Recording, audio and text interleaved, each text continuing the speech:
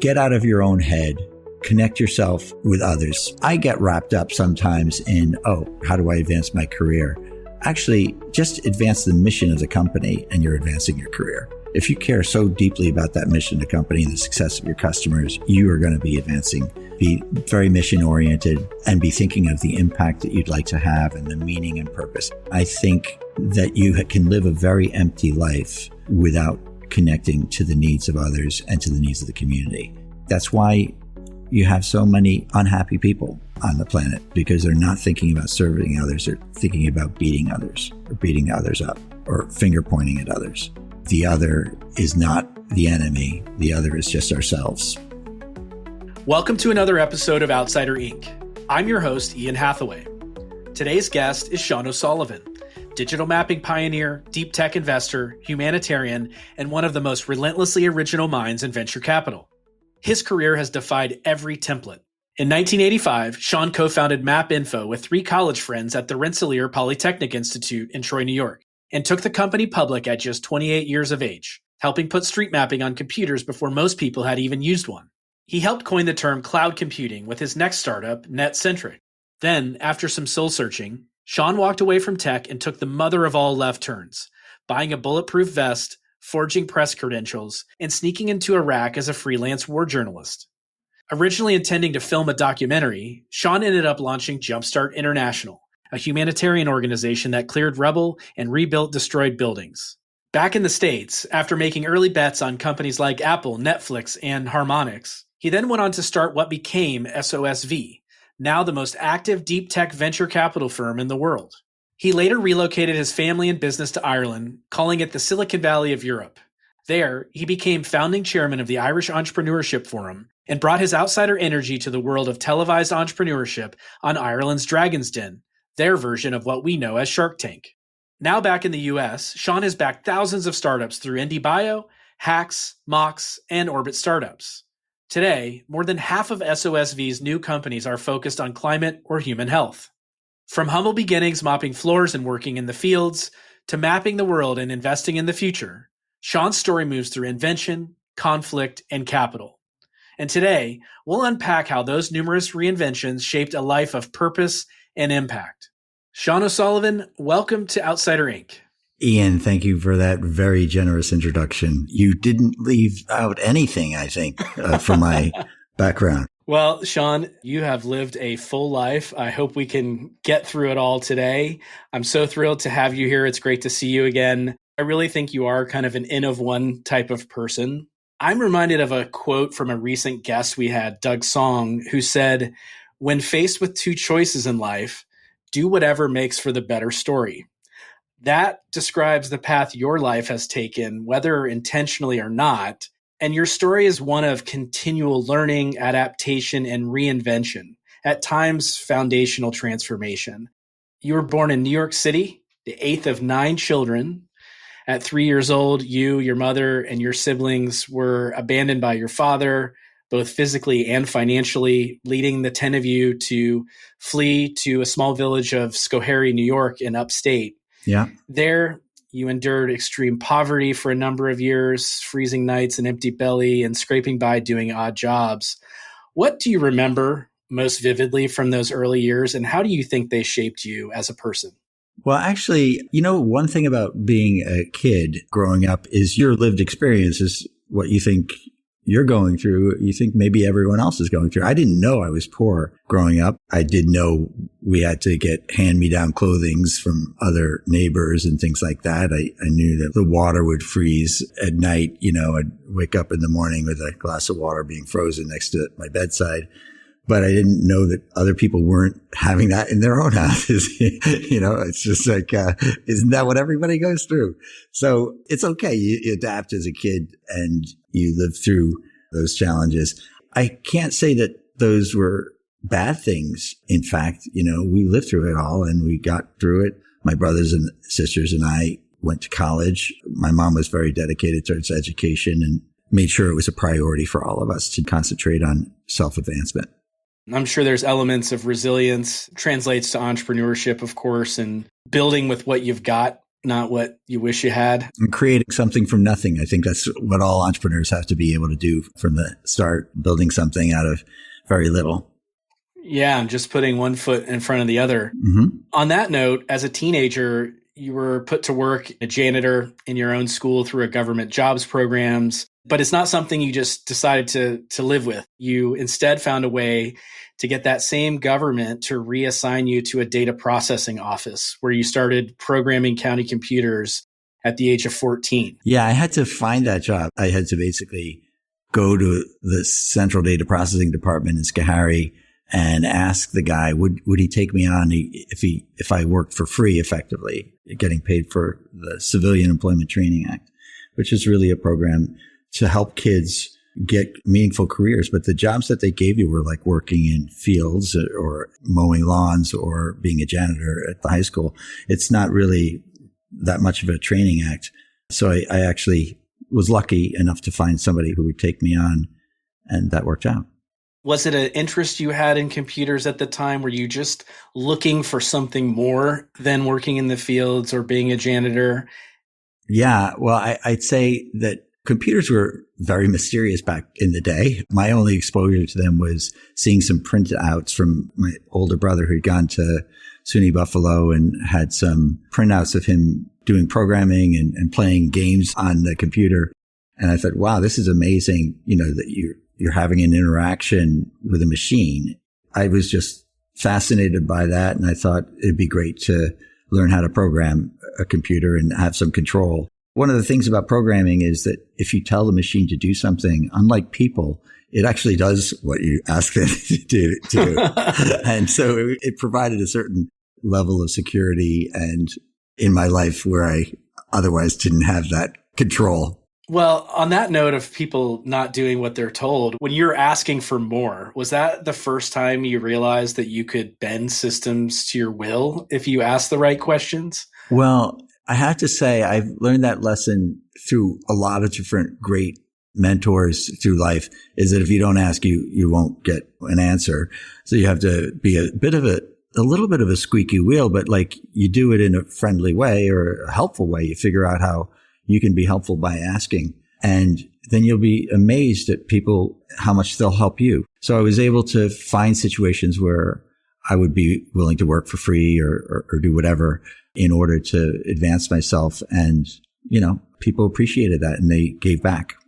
That's a good lesson that I'm sure we're going to come back to numerous times throughout this discussion. But flashing forward from that first exposure to computer programming at 14, you graduated from high school at the age of 16, went to the Rensselaer Polytechnic Institute nearby in Troy, just outside of Albany. You studied computer and systems engineering, ultimately graduating with a bachelor's degree in electrical engineering. You and 3 college friends founded MapInfo, a pioneering street mapping system on computers in the early days of the PC. Can you describe to listeners what MapInfo was? What was the problem you were solving? And what gave you and your co-founders the confidence to go and do that at such a young age? Just so people get the picture of it, putting street maps on computers wasn't actually done up to that point in time. It was very early, 1985. But effectively typing an address into a computer window and seeing the street map and being able to show how to get from one place to another, that's what we invented on PCs. And this was back in 1985. We were the first to do it. And we did it in a way that was extraordinarily fast compared to even what mini computers could do. We invented a new form of database that allowed the information to be retrieved extremely quickly. And everybody now does this all the time. There's billions of people that use the technology every day. But we were the first to do it. And we grew to a couple $100 million in revenue after we became a public company. And where was that original inspiration from? There was 2 things. One is that I would just be walking down the street in Troy and people would sort of pull up to me and they would just ask me, hey, do you know how to get to here or there or whatever? They were always lost. And so I was just thinking, okay, there's a problem that people need to have solved. And paper maps are okay, but paper maps really don't tell you how to get from one place to another. So just actually putting all that information in the computer to make it instantly retrievable was just something I thought that there'd be a need for. And then secondly, there was this culmination of these three technologies at the time. One was CD-ROMs, which had the ability to store 640 megabytes or something of information. Myself and my co-founders, John Haller and Andy Dressel and Laszlo Bardos, we figured out a way to put all of the U.S. street maps on one CD-ROM. We figured out how to compress that and be able to retrieve that. The graphics resolutions were increasing at a rate that it was obvious that it would eventually be able to display maps pretty well. And then you had, of course, the processor speeds being able to do things much faster. So we just thought that if you could create this combination of different technologies that all solved a problem that had not been solved before, that, well, for one, you'll be the first in the market to do it. And by definition, the first in the market is actually the best in the market because you're the only one in the market. So we very quickly had the best product in the world for doing this. And then we just took that and we sold it and we sold it and we sold it. And this is very newsworthy back in the day. AP covered us in the Sunday papers and many of the biggest regions in the country. And we were on television stations and we were on the PC Week and the covers of PC Magazine and all this other media sources because we were doing something that had never been done. And so the way it started was simply just looking at it from a technology point of view and saying, this is something that could be done with these new technologies at the cutting edge. And we didn't really have initially one target market. It wasn't so customer focused. We figured that there would be a lot of customers for it. And in fact, there were. And we, within, 3 or 4 years, I'd say we had maybe 200 of the Fortune 500 companies using our product for a variety of different applications. You mentioned the massive growth of the company, the success, the accolades, notoriety. It's not like you were building this from the halls of Silicon Valley. You were in Troy, New York. Yeah. But it's not the type of place where there's this permissionless experimentation and high growth entrepreneurship happening. So what kind of gave you the influence or the confidence to go out and build this company from a place like Troy? Well, yeah. So it definitely was not the center of finance. RPI is a very great school. There's a lot of great engineers that come out of it. The inventor of the television, the inventor of the microprocessor, the Ferris wheel, Mr. Ferris went there, blah, blah, blah. There's loads of great engineering people that graduate there and lots of talent. So it wasn't a technology issue that was the challenge. The challenge was getting financed. And we did that. We basically bootstrapped the business. We didn't really need that much venture capital. You've already disclosed I have 8 brothers and sisters. I got, so they all invested $1,000 each. And my sister invested $5,000. Several years later, that $5,000 was worth over $1 million after we went public. So she did well, extremely well, and my brothers and sisters did well. So we made it go. We made it work. We raised, I think, $75,000 was our first friends and family round, and we were nearly profitable with that. I think we raised a total of $300,000 or something before we were profitable and never looked back. That's amazing. So the key to a robust friends and family round is being born into a large family. Yeah, well, Laszlo actually had 11 brothers and sisters.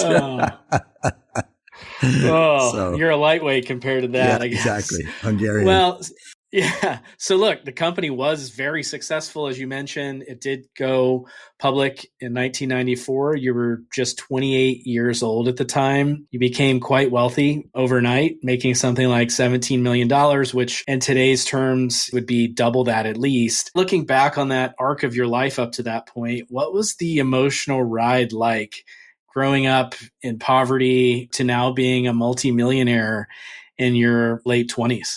It gave me a sense of financial freedom, so that allowed me to take risks I wouldn't otherwise be able to take. Maslow's hierarchy of needs, right? It made me able to know that I had enough money to feed myself, to house myself. And then it helped me to think about how to live a more meaningful life once you pass through that, and how to have impact beyond just taking care of myself and my own needs. And so that allowed me to sort of focus on trying to make an impact and live a meaningful life in other ways. Later, of course, you would, but by the time of the IPO, you had been out of the company for a couple of years. You spent your time as a singer-songwriter of a band called Janet Speaks French. Hopefully we can pick up that thread a little bit later on. But next, I'd like to talk about a company you founded called Net Centric, which you launched to pursue a new frontier in internet-based software. You helped coin the term cloud computing. What was the opportunity that you were seeing at that time about the future of the internet that maybe others hadn't caught up to yet?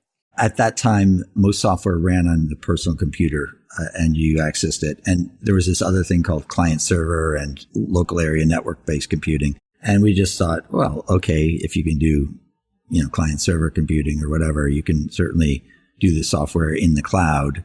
And so we called that cloud computing. Myself and George Favaloro coined that term, and I trademarked it back in 96. So the idea was to create some sort of first applications that were universally appealing and could scale well with the internet that was at that stage.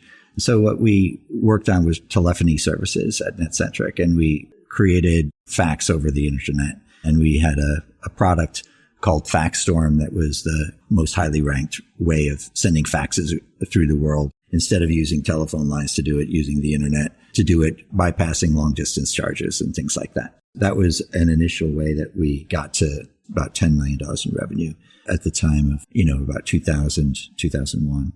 Okay. So you quickly grew to about 10 million in revenue. You raised around 17 million from top tier investors. You were a rising star in the software and cloud computing worlds. And NetCentric had this vision that was ahead of its time. Despite all of that, it didn't work out. That's right. What went wrong, and how did you personally deal with failure after, having had so much success early on? Yeah, that was a really clear indication of the kind of bravado that I had. My first company had gone public. I thought, geez, I can do anything. The next company, it should be easier the next time. And in the second go around, we were burning through a lot more cash. I think we were doing 10 million in revenue and 12 million in expenses.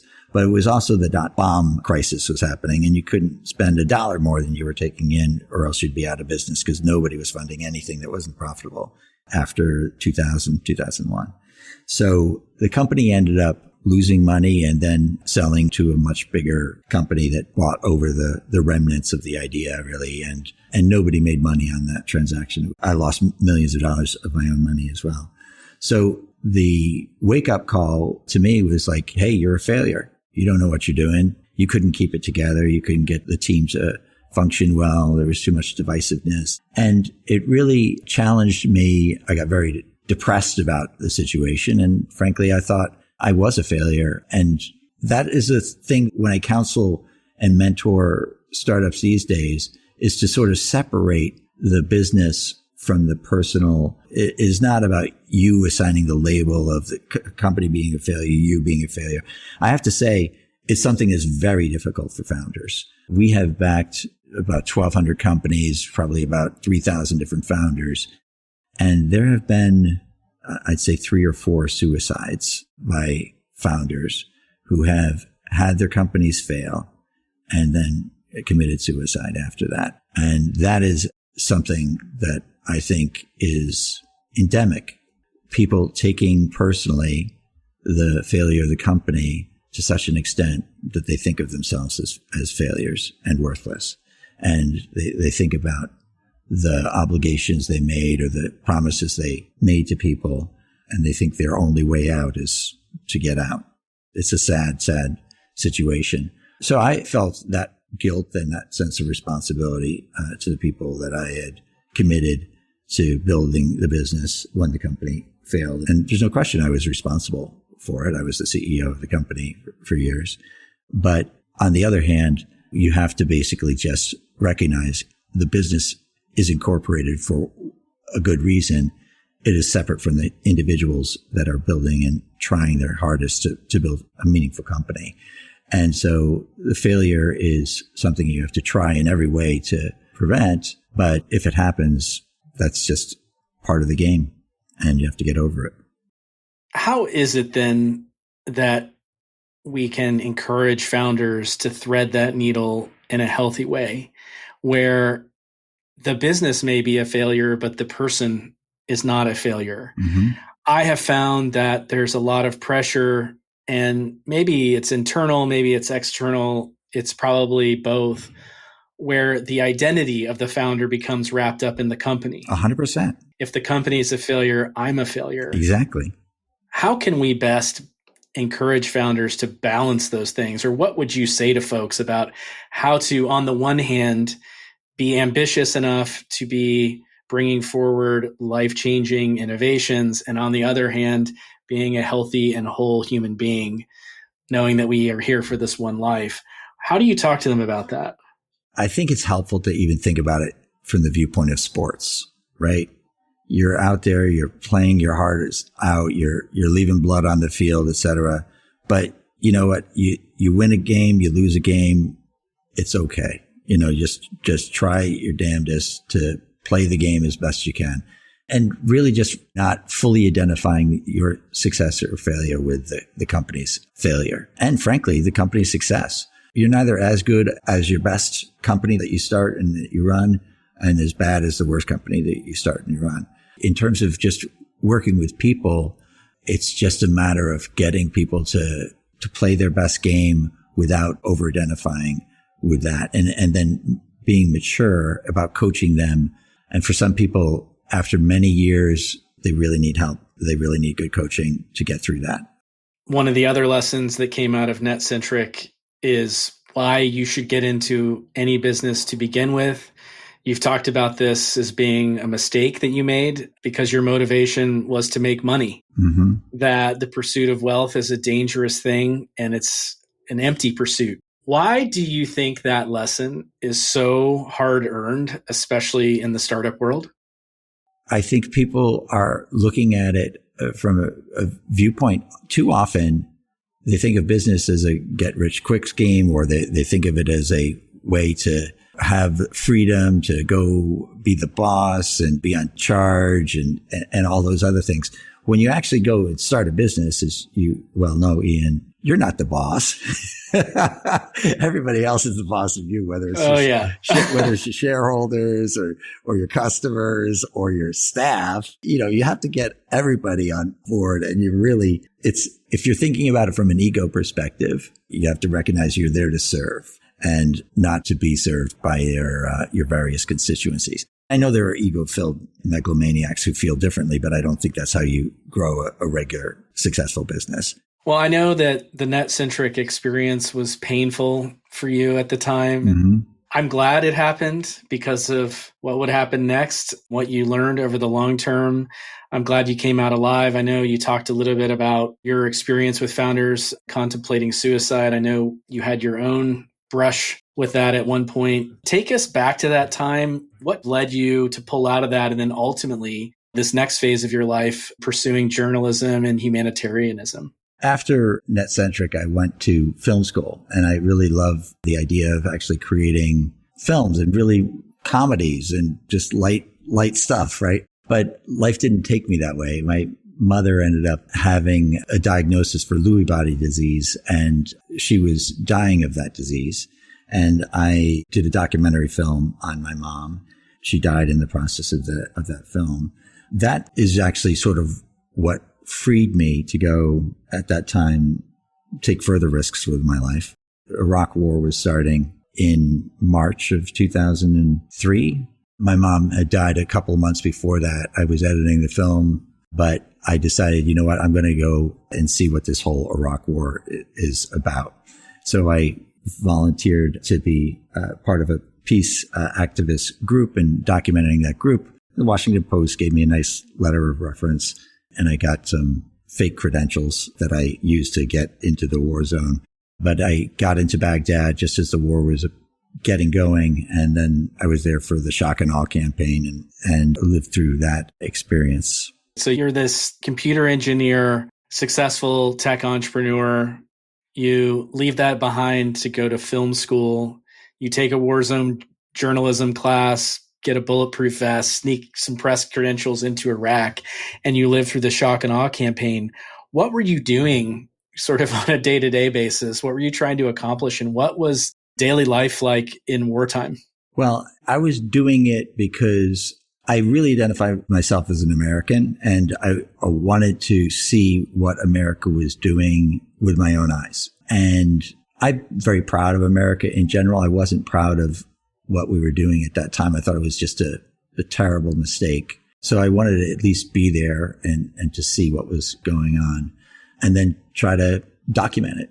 That's why I was there. I was in the middle of Baghdad while the shock and awe campaign was going on.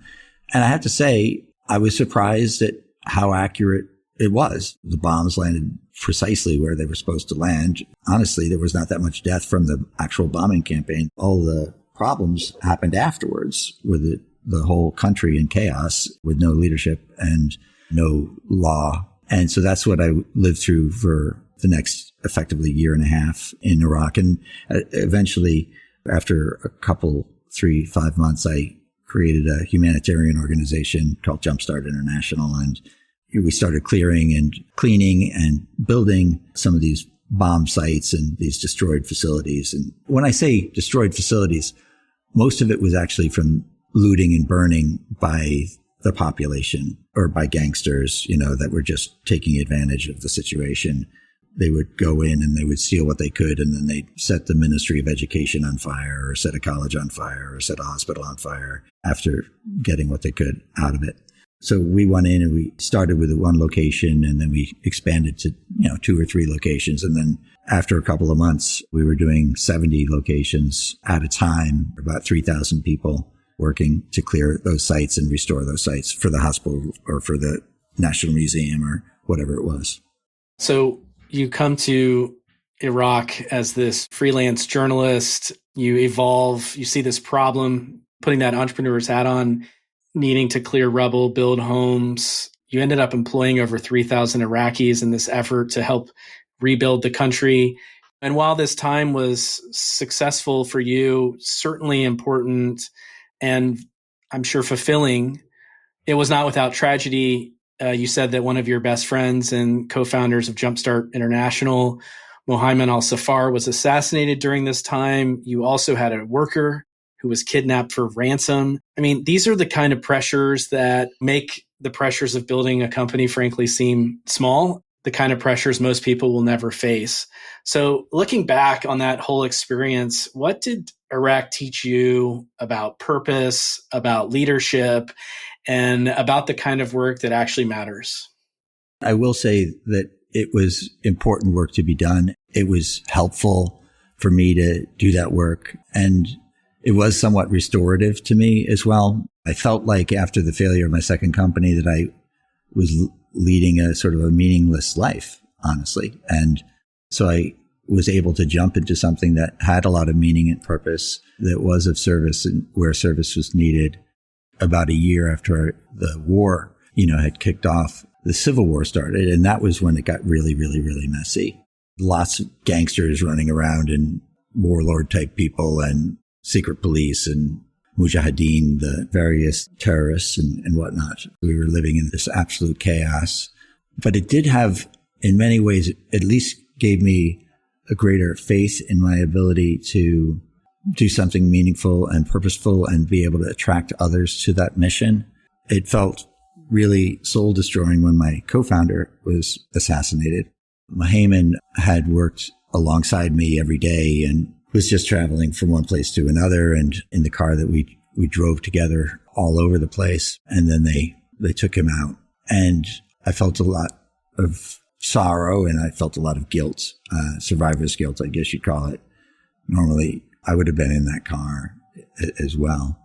He was also supposed to get married. I was getting married at the end of the year. He was supposed to be my best man at my own wedding. And he was a very, very great and gentle man. And it wasn't only him. There were other people that were on our work sites and on our locations. There were bombings and there were terrorist attacks. There was a lot of people that were getting injured. And then, of course, kidnappings and torture of workers. So it was really, really hard.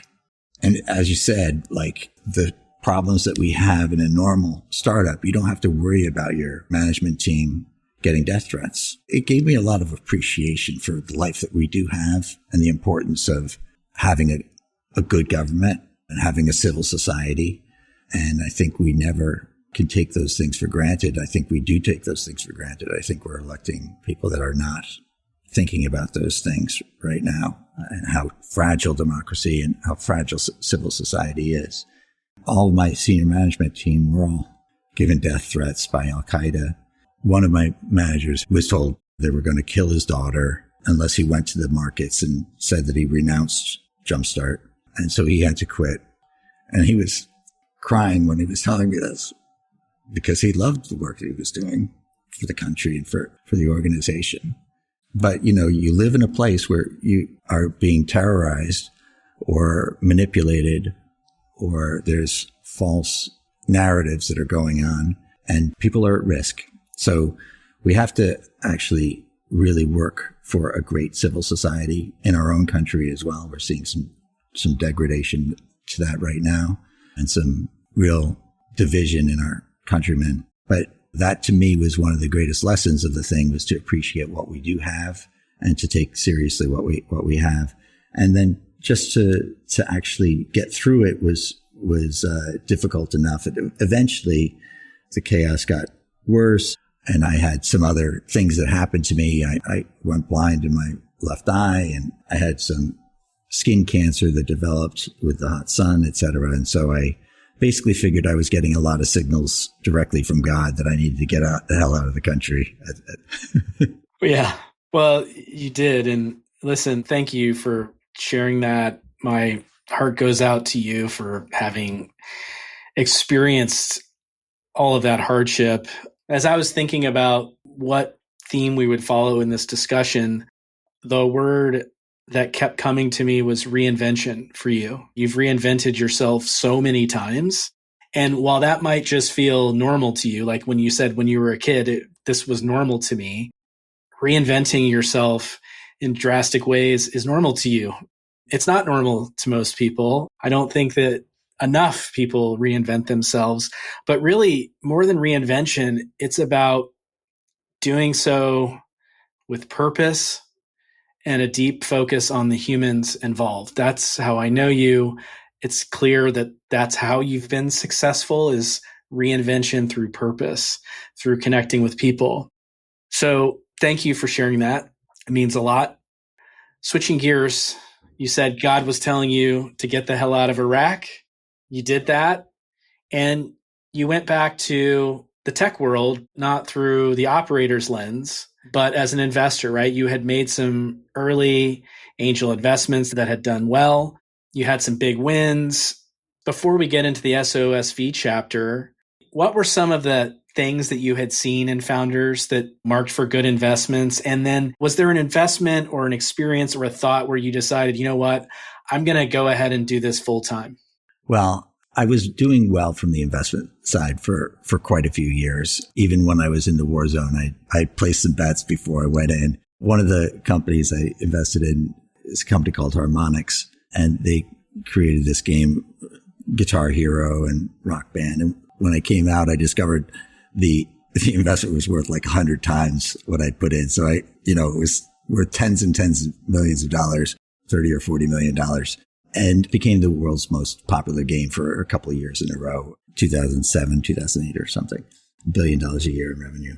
And I had a couple of other companies that I'd invested into even before going to film school that ended up selling to public companies or becoming public companies. So I had a good enough track record at picking good founders and, getting through to them and being able to invest in their cap tables.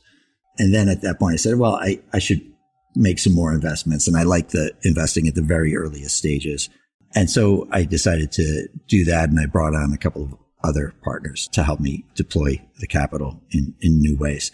And actually, when Techstars was founded, one of the founders that they chose to back when they expanded from Boulder to Boston, which was their second city, was Sean Broderick. And Sean Broderick was a founder I had backed previously who had done well. And so I reached out to Sean and I helped back Techstars in Boston when they were getting launched. And that was a super interesting model. And I said, you know what, this is a great idea. Let's do something like this, but in a slightly different way in places where it's not being done already. I don't like to exactly copy things, but I did like the model. So I did it in China where no one had ever done an accelerator at the time, 2009, 2010. And that's where we launched China Accelerator. And then from China Accelerator, we launched Hacks. And after Hacks, we launched IndieBio. And we started out doing accelerators. We don't really do accelerators anymore, per se. It's more like a studio model now. We just invest in 70 new startups a year at SOSV. But that's how we got started and how I started building a team. I'd like to unpack that journey a little bit. You said the initial vision was to scale yourself as an angel, to invest in more companies, to have a broader reach, to go to undercapitalized regions. But I think a big part that's missing here is your transformation, your investment focus. Your background was in software. And then you're doing deep tech, focusing on climate, health, and a number of different domains. Was that the initial vision you had, or did that evolve from what you were seeing in the market? As you kind of picked up, I like to take on the world's most challenging problems. Like going to Iraq. Why did I go to Iraq? Well, at the time, the whole world was focused on Iraq. And I thought, okay, well, it's the world's most challenging problem. Why not go after that? And so going into China, that was an interesting challenge as well. I like to do difficult things. Going into the deep tech area was a natural extension of our interests, and also just the idea of going after some of the world's most pressing issues. And for life sciences, when I think about the problems that need to be solved, and you know this, and you, I'm sure, have relatives and whatnot that have passed away due to some disease or some condition. My mom died of Alzheimer's in the end. My son has autism. You know, my sister recently died of cancer. So these are pressing personal challenges that everybody faces in the area of health. And so biology is a solution to that. And going after biology as a solution to the challenges that we face made sense from a human health perspective and also from a planetary health perspective and with climate change. But I would say that that's why we go after these areas, because they are some of the world's most and individuals' most pressing challenges. And if we don't solve these issues, if we don't have the capability or the resources or the leg up for startups to be able to compete in these areas, then we are not going to make the change that we want to see in the world. We really need startups to be empowered to be able to compete in these spaces. Before, in the early 2000s, it was like, oh, to do a startup in hardware, you need to raise at least $50 million or something. That would never work. You know, you can't do that at scale. So we've enabled startups to start with just $500,000 and then sort of go from there and then prove themselves and then be able to raise more money as they need to expand. And we've done that in hardware, and we've done that in life sciences, and we've been successful at raising several $1 billion for our companies to be worth many tens of billions of dollars over the last 10 years. Well, I'm certainly appreciative of that focus, you know, taking your expertise, your experience building companies, producing investment returns, raising capital, matching that with subject matter expertise in these technical domains. Also feel you on diseases that are frustratingly have not been cured, like Alzheimer's. My grandmother, who I was very close with, lived with that for 14 years. My father died of incurable heart disease from Agent Orange exposure in Vietnam. And so these are things that I'm glad folks like you are putting money to work. I think one of the big criticisms of deep tech has always been it costs too much, it's too uncertain. You're proving that wrong. And so my hat's off to you for that. I do think these are solvable problems. I just want to say that all of these health problems, they are actually solvable. And it's not going to be easy. Biology is extremely hard, but these are areas where we can make a big impact in the next decade. You know, I do think we're going to solve a lot of these issues, from cancer to autoimmune diseases, in a variety of ways. So I think there is hope coming in a big way. And I can see it in the hundreds of companies we've backed in those spaces. So last point on SOSV, founders that are building in these spaces, what's the best way for them to get in touch with your team and pitch you on what they're working on? SOSV.com/apply is the answer. Okay. Done. So we get about 5,000 applications for deep tech founders every year, and we back 70. And if you don't get in the first time, try again. Hopefully we'll give you feedback on a milestone you need to hit before we can back you. And then hopefully you can hit that milestone and get in the next time around. So switching gears, I'd like to talk for a minute about Ireland, not only because we have Irish heritage in common. It obviously means something deeply to you as it does to me, but you helped shape national policy, support local founders, and even created an entrepreneurship forum. Where was Ireland then? Where do things stand today? And what are some of the practical learnings you've had from building ecosystems in Ireland to China to Taiwan? How do you kickstart innovation in these hubs outside of Silicon Valley? In the case of Ireland, there was a challenge in that Ireland did a very, very good job of landing U.S. multinationals. They have a great educated workforce. They speak English. They're in the Eurozone, et cetera. And so it made a lot of sense for U.S. multinationals to put themselves there. But the problem is that the U.S. multinationals basically sucked up all the talent. And so what we did to help improve the playing field for indigenous Irish businesses is we recommended like 68 policies. The government implemented like around 45 or 55 of them. They did a really, really good job. And one of them was simply actually dealing with immigration issues, which is something I'd like to see the U.S. do a much better job on, is if you have an engineering degree and you want to work in Ireland, it's basically you pay $1,000 fee for your visa and you're in.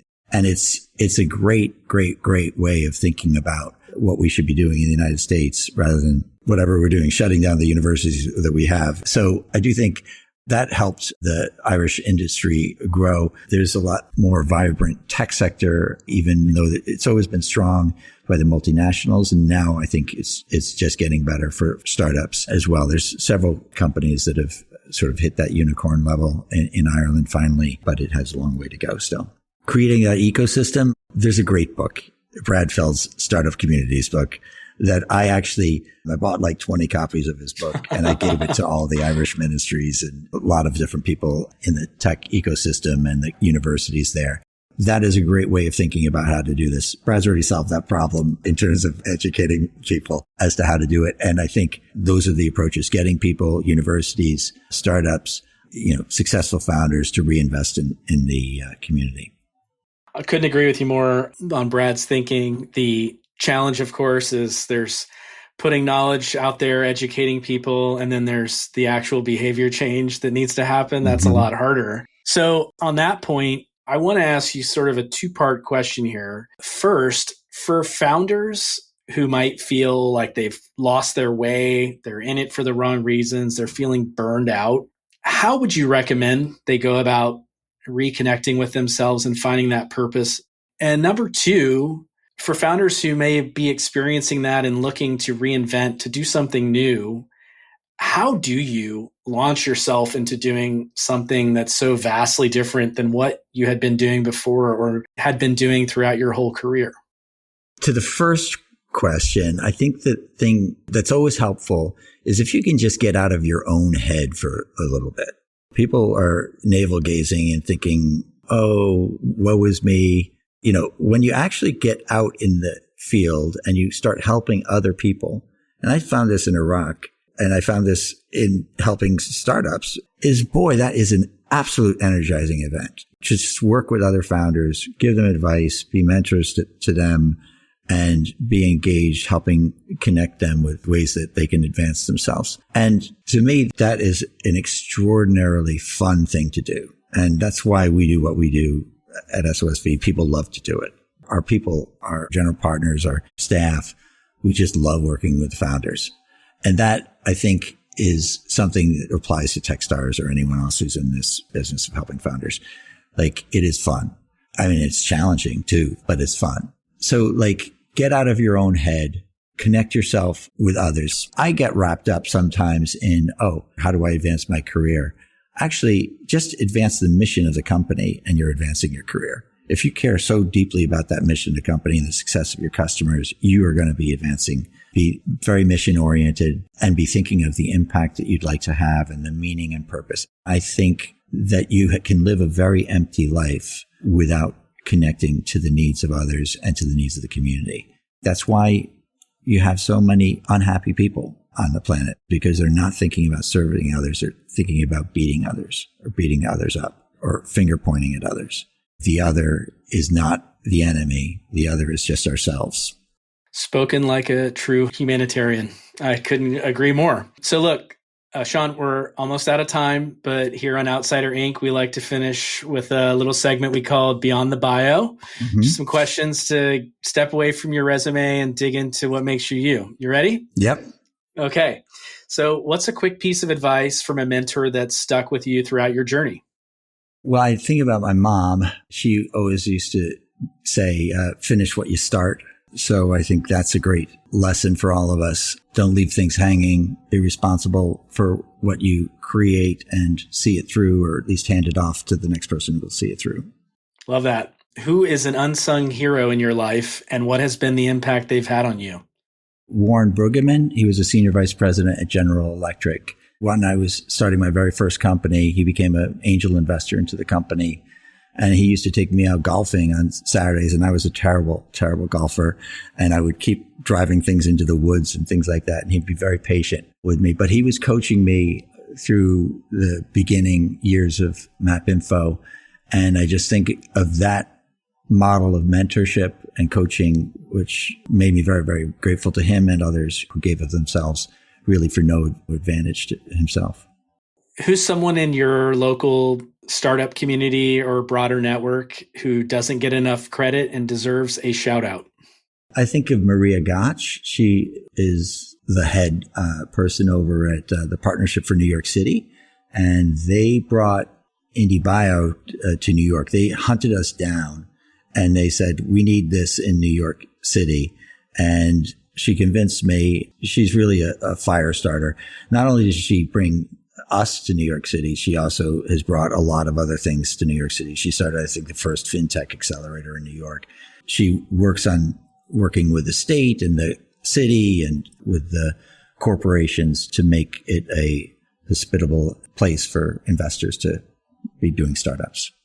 Awesome. She sounds incredible. Tell us something most people don't know about you, something outside of work. Could be a hobby, a favorite travel spot, a guilty pleasure, or maybe a hidden talent. I think you disclose most everything about you can find. Well, I did like my time as a singer-songwriter. We had, I think, 150 radio stations that played our music at one point. But we were top 40, I think, on 70 or so. And we were number one in New Hampshire for one weekend. So that's Janet Speaks French for listeners out there. Yeah. How do I get a hold of... I don't think it's possible. We only sold 8,000 CDs. So it was nothing. It was like a little dot on the charts for a couple of weeks. All right. Well, I'm going to try to hunt that down. That's a good segue to my next question, which is, what are one or two songs you'd like to add to our Spotify Founders playlist? Something that maybe fuels your workday or has inspired your journey as an entrepreneur? Well, I'd say for just a random song that pops into my head is Salisbury Hill from Peter Gabriel, but I love a lot of Peter Gabriel stuff. Yes. And a second, I just like listening to these playlists and these grooves when I'm working, because it just frees my mind to when I'm writing or doing something in depth. Or when I was coding, I always used to be coding to like Michael Jackson albums or just some groove tracks, some trance tracks. And today I do that with things like coffeetivity.com or brain.fm, as apps that sort of put you into this activated neural state. Love that. Okay, last one. If you could give one piece of advice to someone who's about to start their first company, particularly someone who's maybe a bit of an outsider, what would it be? I think it's just being aware that this is not a one man or one woman show. This is always about building teams. If you're going to do anything scalable, you have to be really, really mature about building a senior management team to build that business, and activating those people means giving them loads and loads of responsibility. So stop trying to be the one person who can solve every problem, make all the decisions. empower your people and create and share that wealth with your co-founders and the senior management team. That's a great answer. I can't think of a better way to end. Sean, thank you so much for being here, sharing your incredible story and insights. And I'm looking forward to seeing you here in a few weeks. Excellent. Thanks, Ian. Looking forward to meeting up. That's a wrap for today's episode of Outsider Inc. A big thank you to Sean O'Sullivan for sharing his fascinating story and wisdom. Sean's life is a masterclass in reinvention through purpose. From digital maps to war zones, IPOs to humanitarian aid, and from early internet breakthroughs to the frontiers of climate and health tech, his journey reminds us that purpose is not something you find, it's something you build, often in the aftermath of failure, tragedy, or deep reflection. Whether as a founder, investor, or mission-driven human being, Sean has shown that the most powerful legacy isn't just innovation, it's impact. I hope that listeners are as inspired by Sean's story as I am. If you want more from Outsider Inc., don't forget to subscribe to the platform at outsiderinc.substack.com. It's packed with highlights from today's episode and bonus insights you won't want to miss. You can follow Outsider Inc. on YouTube, Instagram, TikTok, and LinkedIn at Outsider Inc. Pod. You can also follow me on X at Ian Hathaway. Outsider Inc. is produced by Spellbinder Media. We'll be back soon with another fascinating outsider conversation. Until then, thank you so much for listening, and remember, great entrepreneurs can come from anywhere. See you next time.